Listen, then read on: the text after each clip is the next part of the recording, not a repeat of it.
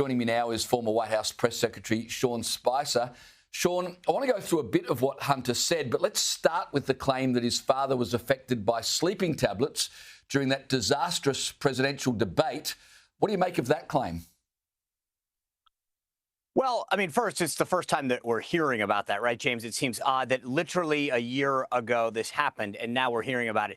Number two, look, just stop and think about this for a second. You're giving the most consequential political interview, debate, moment of your life. That's what that really would have been. And to think that taking an Ambien before that would have been smart. I just don't. He's under the constant care of some of the best doctors in the world. It doesn't pass the smell test, if you will. Come on, Sean. Hunter Biden wouldn't be lying, would he? Or, yeah, the idea that he's blaming everybody for things that were obvious and, frankly, a cover-up. He wants to blame George Clooney, white people, David Axelrod, Pluff, all of the Anita Dunn, his father's own top staffers. It's just, I mean, at some point, it's pretty sad. I mean, you're blaming everybody but looking in the mirror. Well, Sean, just on that, let's have a listen to what he said about George Clooney. He is a I don't know what he is. He's a brand. And by the way, and God bless him. You know what? He supposedly treats his friends really well. You know what I mean? Buys them things. And he's got a really great place in Lake Como. And he's great friends with Barack Obama. You, what do you have to do with anything? Why do I have to listen to you? What right do you have to step on a man who's given 52 years of his life to the service of this country?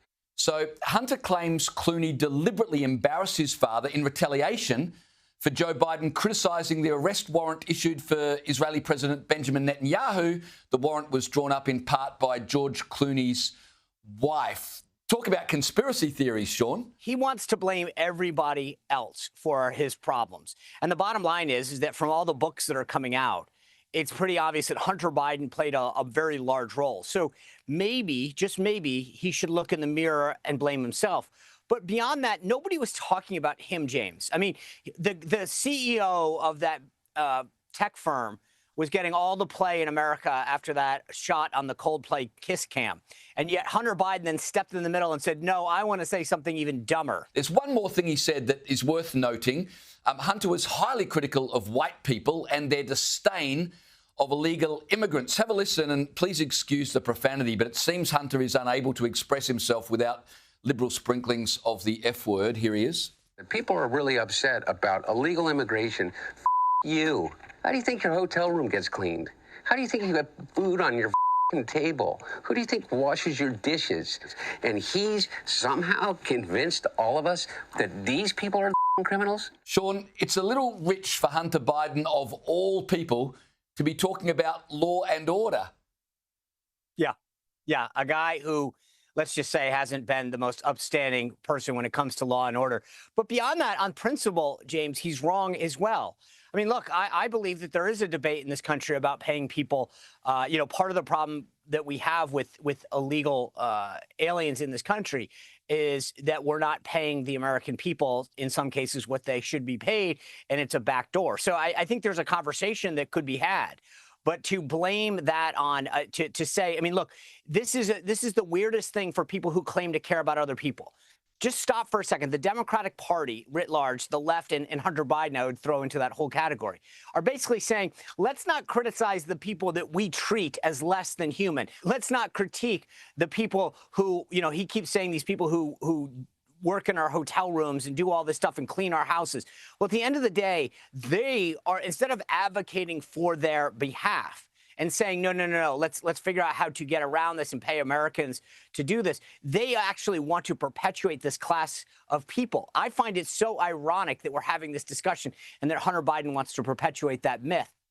Yeah, it's a really good point. All right, let's move on to some other issues in the United States right now. This one's interesting. Director of National Intelligence, Tulsi Gabbard, has said she has evidence that former President Barack Obama used his last days in office to lay the groundwork for the Russia collusion conspiracy that would ultimately plague Trump's first term. She's using words like treason. Here she is.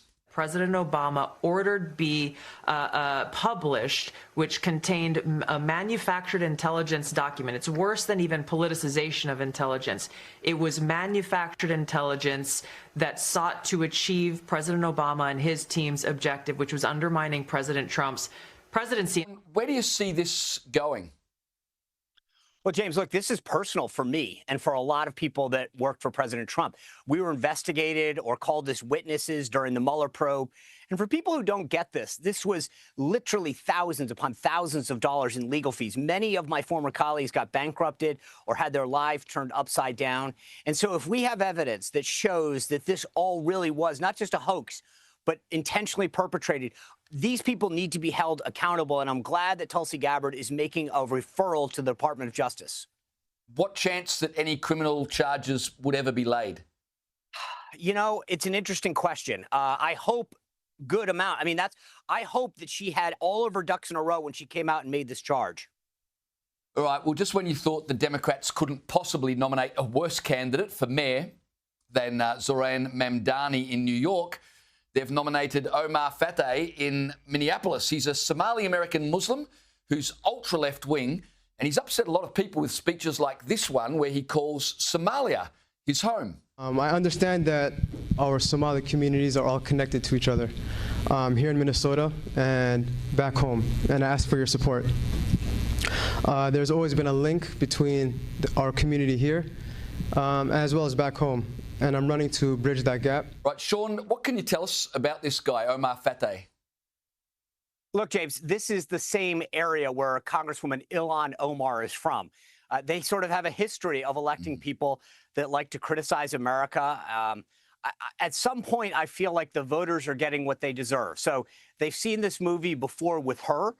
She's represented them in this area in Congress before. I thought a lot of Americans would have got the warning with the leftist policies that Mamdani was expressing in New York. But clearly, this is what concerns me is a pattern. Is this just another one-off candidate, or are we seeing the Democrats continue to elect people that are frankly associating themselves with far-left socialist policies? Well, just finally, Pete Buttigieg is one of the key Democrats who will likely run for president in 2028.